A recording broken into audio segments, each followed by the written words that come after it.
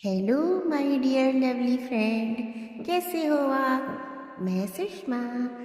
आज मैं आपके लिए लेकर आई हूँ 1957 में रिलीज ह्यूमन साइकोलॉजी पर बनी फिल्म दो आंखें 12 हाथ का एक बेहद सुरीला गीत, जिसे फिल्म में गाया है लता मंगेशकर जी ने।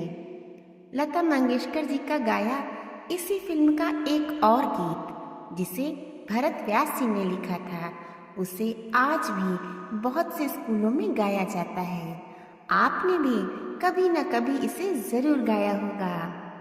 ए मालिक तेरे बंदे हम। Actor, producer and director V Shantaram ji की फिल्म दो आंखें 12 हाथ एक सच्ची घटना पर बेस्ड है, जिसमें ये मैसेज है कि अपराधी को सजा नहीं, सुधार की जरूरत है। फिल्म का टाइटल दो आंखें उस अधिकारी की आंखों को दर्शाती हैं और 12 हाथ 6 कैदियों के हाथों को, जो सुधार की ओर बढ़ते हैं। फिल्म में हीरोइन थी शांताराम जी की फेवरेट संध्या जी। फेवरेट इसलिए कह रही हूँ क्योंकि शांताराम जी ने अपनी बहुत सी फिल्मों में संध्या जी को हीरोइन बनाया है, और इन सभी फिल्मों में संध्या जी ने बेमिसाल अभिनय किया है, अपनी अद्भुत नृत्य कला का प्रदर्शन किया है। जैसे कि फिल्म नौरंग का ये गीत, जिसे हर बार होली में हम सुनते हैं। अरे जार हटे नटखट ना खोल मेरा घूंघट, पलट के दूंगी आज तुझे गाली हो। और फिल्म सहरा के इस गीत में, जिसमें संध्या जी के साथ मुमताज जी भी हैं, उसमें संध्या जी तो बिल्कुल चिड़िया जैसी ही लगी हैं। पंख होते तो उड़वाती मैं, रसिया ओ जालिमा। इसके अलावा फिल्म झनक झनक पायल बाजे का लता मंगेशकर और हेमंत कुमार जी का गाया ये गीत सुनकर मन प्रसन्न हो जाता है। नैन सोने नाही मिलाओ। फिल्म झनक झनक पायल बाजे में संध्या जी के हीरो थे कथक नृत्य सम्राट पंडित गोपी किशन जी। अब मैं आपको फिल्म दो आंखें 12 हाथ की थोड़ी सी कहानी बता देती हूँ। फांसी की सजा पाए 6 कैदियों को एक जेल अधिकारी अधीरथ यानी कि अभिनेता शांताराम जी ओपन प्रिजन में रखकर उनमें सुधार करना चाहते हैं। उन्हें इसके लिए स्वीकृति भी मिल जाती है। वो एक बंजर जमीन पर उन कैदियों को ले जाते हैं। वहां पर एक छोटा सा घर होता है, जिसमें अधीरथ और उसके सारे कैदी रहने लगते हैं। अधीरथ ही उनके लिए खाना पकाते हैं। अधीरथ उन कैदियों से कहते हैं कि तुम में से यदि कोई एक भी भाग गया तो सरकार मेरा सब कुछ छीन लेगी। पहली ही रात को जब कैदियों से सोने के लिए कहा जाता है, तब वो कैदी अधीरथ से कहते हैं, तुम बाहर से दरवाजे में ताला डाल दो। अधीरथ कहता है, नहीं, यहाँ पर ताला कुंजी नहीं है, यहाँ पर तुम स्वतंत्र हो। मुझे तुम पर पूरा विश्वास है कि तुम में से कोई भी मुझे धोखा नहीं देगा। जब सुबह अधीरथ उन्हें जगाने आता है तो देखता है उन सारे कैदियों ने अपने अपने पैरों में रस्सी बांध रखी है। अधीरथ के पूछने पर वो कैदी बताते हैं कि हमें जंजीरों की आदत पड़ गई है, इसके बगैर हमें नींद नहीं आती है। अधीरथ कहते हैं, तुम्हें ये सब कुछ भूलकर नई शुरुआत करनी चाहिए। दिन की शुरुआत एक भजन से होती है। कैदी बेमन से उस भजन को सुनते हैं।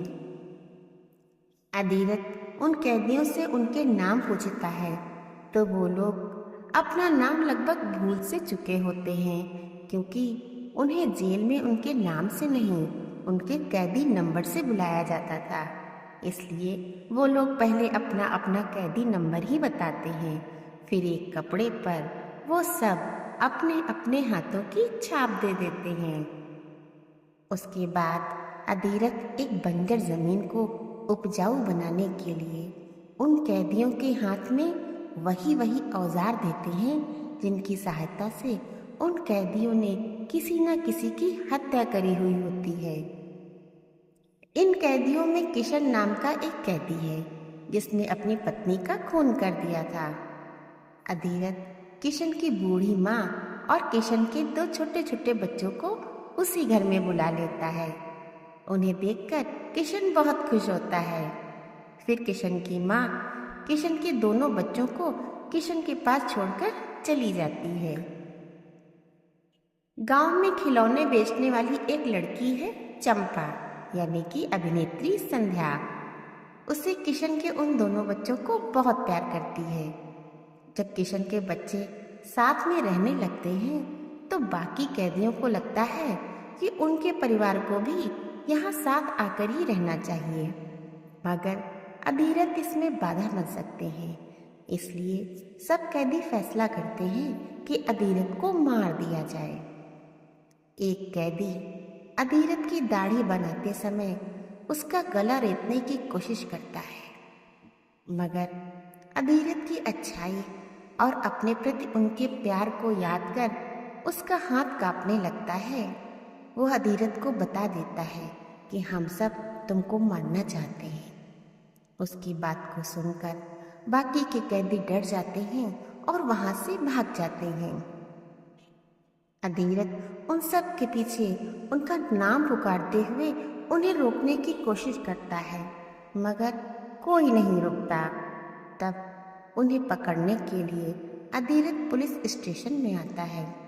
वहाँ पर जेलर अधीरथ को बहुत बुरा भला कहते हैं और कहते हैं कि तुम हमें पेपर पर लिख कर दो कि तुम्हारा प्रयोग नाकाम रहा, कि अपराधी को सजा नहीं सुधार की जरूरत है।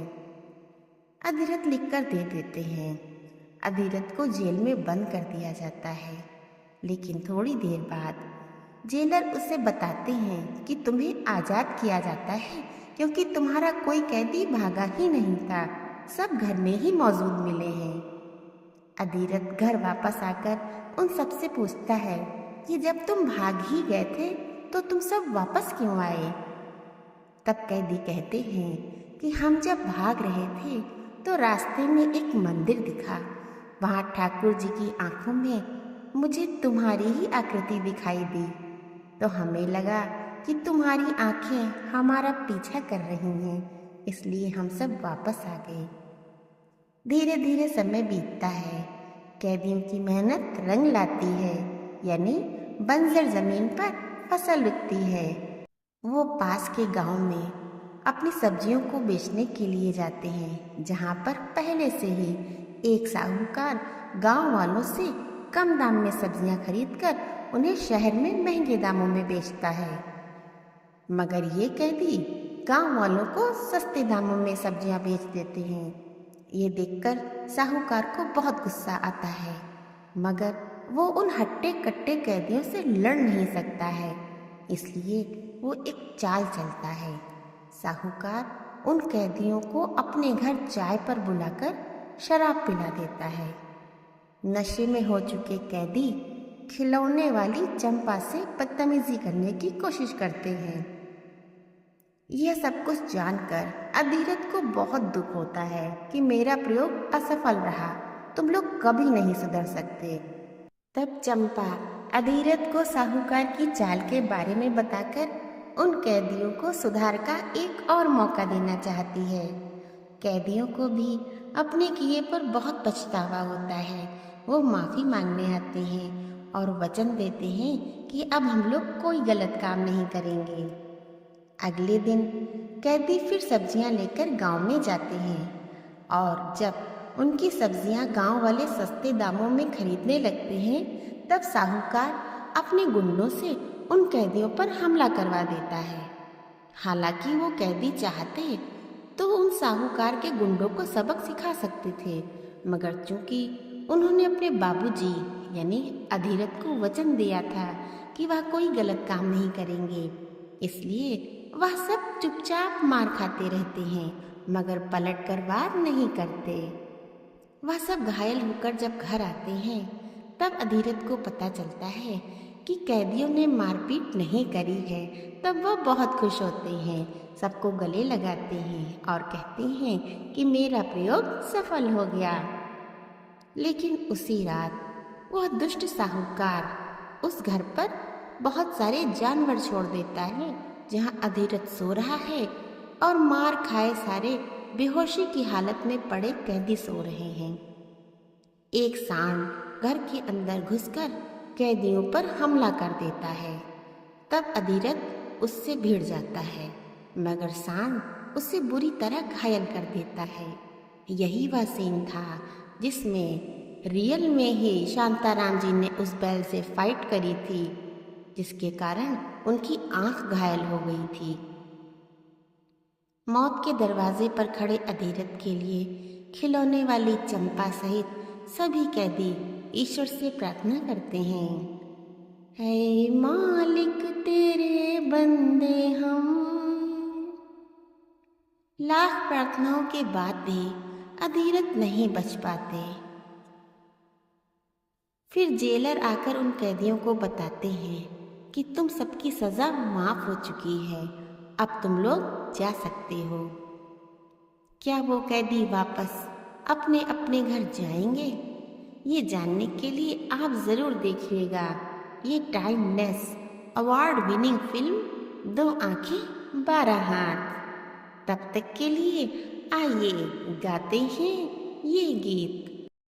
सैया झूठों का बड़ा सरताज निकला, सैया झूठों का बड़ा सरताज निकला, मुझे छोड़ चला मुख मोड़ चला, दिल तोड़ चला, बड़ा धोखेबाज निकला, सैया झूठों का बड़ा सरताज निकला। चल दिया जुल्मी मुझसे बहाना बना, मेरे नन्हे से दिल को निशाना बना। चल दिया जुल्मी मुझसे बहाना बना, मेरे नन्हे से दिल को निशाना बना। बड़ा तीखा वो दया तीखा वो तीरंदाज निकला, मुझे छोड़ चला मुख मोड़ चला, दिल तोड़ चला, बड़ा धोखेबाज निकला, सैया झूठों का बड़ा सरताज निकला। मैंने एक दिन जरा सी जो की मस्खरी, हो मैंने एक दिन जरा सी जो की मस्खरी, चला नजरें घुमा के वो गुस्से भरी, मेरा छेला बड़ा नाराज निकला, मुझे छोड़ चला मुख मोड़ चला, दिल तोड़ चला, बड़ा धोखेबाज निकला, सैया झूठों का बड़ा सरताज निकला। परदेसी की प्रीत बड़ी होती बुरी, हो परदेसी की प्रीत बड़ी होती बुरी, जैसे मीठे जहर की हो तीखी छुरी। मैं तो भूली थी वो चालबाज निकला, मुझे छोड़ चला मुख मोड़ चला, दिल तोड़ चला, बड़ा धोखेबाज निकला, सैया झूठों का बड़ा सरताज निकला। कुछ दिनों से पिया हमसे ना बोलता, कुछ दिन से पिया हमसे ना बोलता, ना हमारा घूंघटवा का पट खोलता, कुछ दिनों से पिया हमसे ना बोलता, ना हमारे घूंघटवा का पट खोलता।